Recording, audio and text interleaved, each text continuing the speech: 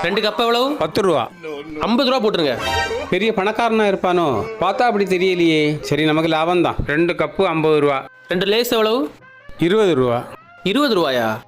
100 ரூபா போடுங்க. பயிலுக்கு கிறுக்கு முத்தி பூச்சி போல. 2 லேஸு 100 ரூபா. வேற இந்த 7up எவ்வளவு? எப்படியும் இருக்கேன் கூட்டி தான் சொல்லுவான். 300 ரூபா. 300 ரூபாயா? ஐயோ, பைத்தியம் தெளிஞ்சிட்டு போல.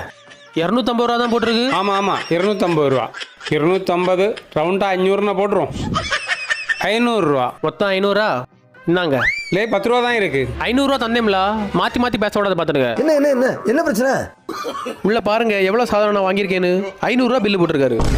நீங்க இருங்க, என்கிட்ட 500 ரூபா வாங்கி வச்சுட்டாரு. அண்ணாச்சி 500 எல்லாம் வராது. உள்ளதை எடுத்துட்டு பாக்கி பைசா பையன்ட்டு கொடுங்க. தம்பி நீ போ.